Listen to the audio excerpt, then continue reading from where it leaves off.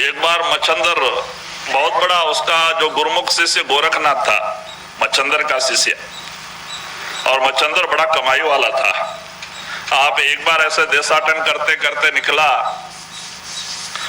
बंगाल में पहुंच गए, और बांग्लादेश में उस समय औरतों का राज्य था और लोग मंत्र तंत्र का ज्यादा प्रभाव था, तो सब औरत राज्य थे, राजा भी औरत थे।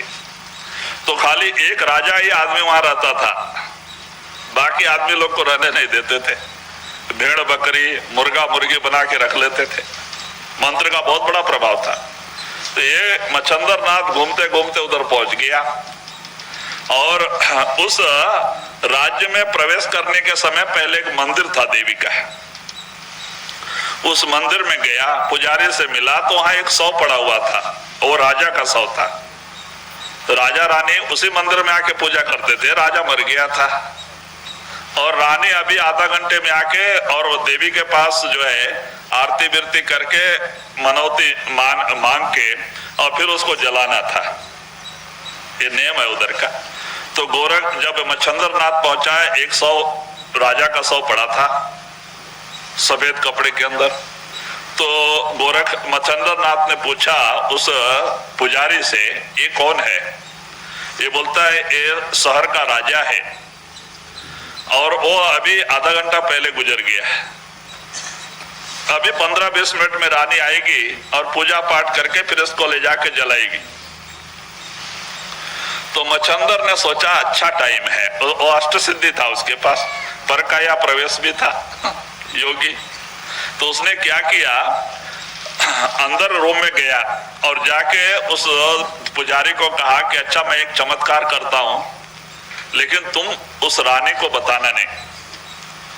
और थोड़े टाइम के बाद में रानी पूजा वूजा करने के बाद में उठने के बाद में मैं फिर थोड़े टाइम में आके इसमें अपने शरीर में आ जाऊंगा, तो तुम लेकिन रानी को नहीं बताना कि मेरा शरीर अंदर है। तो ऐसा ही किया, वो अपना अंदर जाके चोला छोड़ दिया और राजा के शरीर में मुर्दे में प्रवेश कर गया। और रानी आके जब आरती विरती करने लग गई, देवी से प्रार्थना विनंती करने लग गई, तो राजा उठ के बैठ गया। देवी को बड़ा, रानी को बड़ा खुशी हुई कि देवी ने हमारे पति को प्राण दे दिया, बड़ी खुशी हुई। तो बाद में पुजारी को हंसी आ गई, तो रानी को गुस्सा हुआ कि मैं इतने वियोग में हूं, पति गुजर गया और अभी मैं विनंती कर रही हूं, देवी ने प्राण दिया, ये हंस रहा है ऐसे समय में। तो बोला बताओ, नहीं तो तुम्हें फांसी की सजा दी जाएगी। पुजारी को डर गया और बोला रानी जी, वो आपके पति नहीं, वो एक योगी है जो इसके अंदर आ गया है। तो उसका शरीर कहाँ है? अंदर कमरे में है, जो ढक के रखा था जाके बता दिया। तो रानी ने तुरंत उसको छिन्न भिन्न करवा दिया, टुकड़ा टुकड़ा करा के बोला इसको ले जाके जला दो इसके बदले, जिससे फिर उससे निकल के जाने नहीं पावे। अब मच्छंदर का शरीर तो जल गया और वो राजा के शरीर में पड़ गया। अब जाके उसको राज्य करना पड़ गया। अब मच्छंदर को 3 लड़के पैदा हुए। जब गोरख को पता चला कि हमारा जो गुरु है बंगाल में जाकर के जो है किस तरह से फंस गया, तो आप उसको छुड़ाने के लिए जाते हैं। तो वहां का एक नियम था कि आदमी लोग को अंदर प्रवेश नहीं था। तो गोरखनाथ ने क्या किया, अपनी काया पलट किया, औरत का रूप पकड़ा। गोरखनाथ को ढोल बजाना अच्छा आता था ये भी रिद्धि सिद्धि वाला। तो उसने औरत का रूप पकड़ के एक ढोल बजाने वाले का लेके, क्योंकि राजा के घर में लड़का पैदा हुआ था, तो वो क्या करते थे, ये जो हिजड़े होते हैं ना, हिजड़ा, उसका नाच करवाता था, उसको बड़ा प्रिय था राजा को। तो उस पार्टी में गोरखनाथ जो है जाके मिल गए, हिजड़ा बन गए और सब मंडली अंदर चली गई। और जब वहां पे गाना बजाना होने लगा तो गोरखनाथ ढोल बजा रहे ना, वो क्या बजा रहे, जाग मच्छंदर गोरख आया, जाग मच्छंदर गोरख आया। ढोल के ऊपर वही बजा रहे कि मच्छंदर जाग, अब गोरख आ गया। मच्छंदर को झटका लगता है, ढोलक के अंदर से आवाज आ रही, लेकिन कोई दिखाई नहीं दे रहा, या तो सब औरतें हैं। तो बाद में उसने अपना सारा ढोलक बिलक रख दिया, साड़ी बड़ी निकाल फेंक दिया, योगी के रूप में आ गया, खड़ा हो गया। तब रानी और दूसरे जो औरतें थी उन्होंने बहुत मंत्र तंत्र किया गोरख के ऊपर, क्योंकि और भी बहुत बड़ी कहानी है, हम संक्षिप्त में बता रहे हैं। क्योंकि हमारे महाराज जी योगी थे, वो एक कहानी हमेशा बताया करते थे।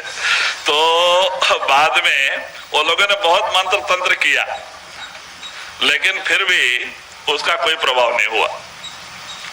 तो बाद में वो जाके सेवा में खड़ा रुक गए, उनको लेना ही पड़ गया, तो सेवा में लग गए। तो रानी उनको बहुत गंदा गंदा सेवा देती थी। लड़का जो है गंदगी करे, कपड़ा खराब हो जावे तो गोरखनाथ को धोने के लिए देती थी, कपड़ा देती है, बर्तन साफ करवाती है राजा का अपना, लेकिन लड़के को नहीं देती। उनका क्या ख्याल था, ये लड़का मेरे हाथ में आना। एक दिन ऐसा ही हो गया, महीने के बाद में वो लड़का सारे शरीर में गंदगी लपेट लिया था, और वहां पे कोई सर्वेंट नौकर नहीं था। तो ये गोरखनाथ को बुला के रानी कहती है, इसको इसका ऐसा घिनौना काम दिया तो ये भाग जाएगा छोड़ के। और गोरखनाथ वही तलाश में थे, वो लड़के को दिया कि ले जाओ धो के लेके आओ। अब गोरखनाथ को बड़ी खुशी हो गई, लड़का लिए तालाब पे गए, पत्थर पड़ा था कपड़ा धोने का, लड़के का पैर पकड़ा, तालाब में डाला और पीटा।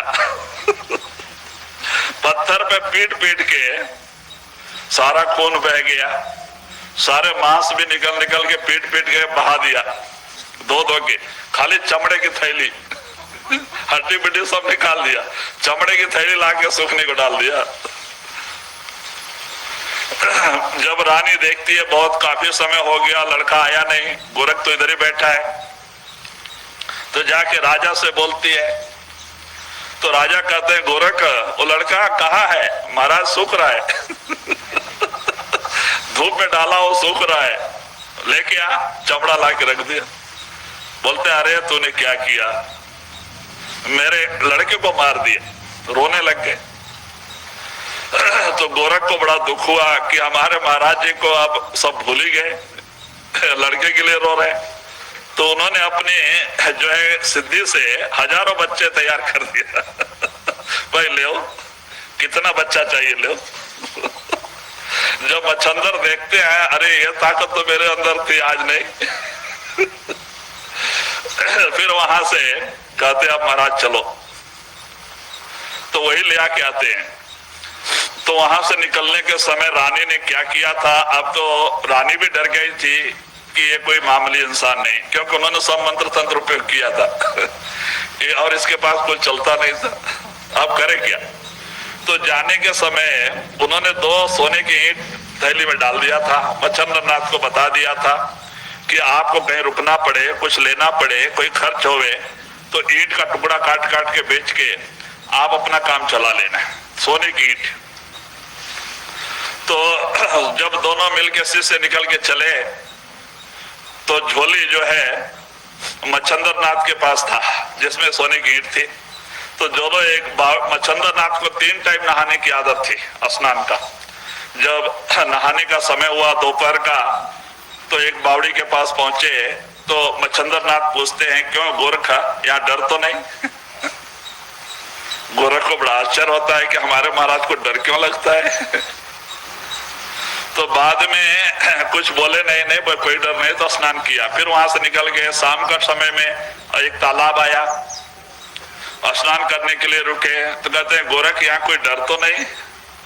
तब वो समझा कुछ मामला है। बोले नहीं महाराज कोई डर नहीं, जाओ नहाने को। वो नहाने को गया तो उनकी झोली में देखे तो 2 सोने की ईंट थी। बोले यही डर का कारण है।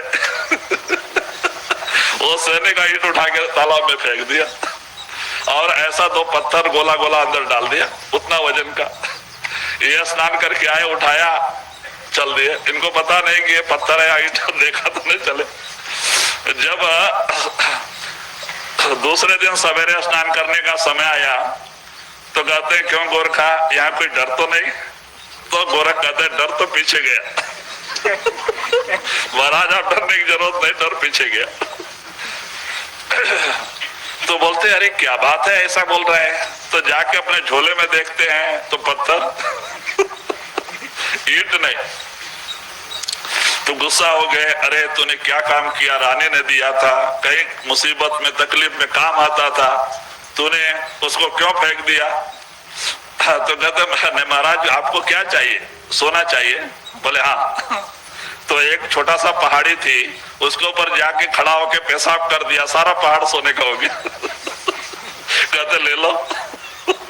तो मच्छंदर को झटका लगा कि अरे मेरी क्या हालत हो गई, पश्चाताप हुआ और फिर वही ले जाके उनको फिर से भजन में बिठाया और फिर साधन करके फिर उस स्टेज में पहुंचे। तो कहते हैं भाई मच्छंदर और गोरख व्यास ऐसे ऐसे भी काल के जाल में, कहते ये भी दुखी हुए, ये जाल ही बहुत कठिन है, इससे कोई नहीं बचा।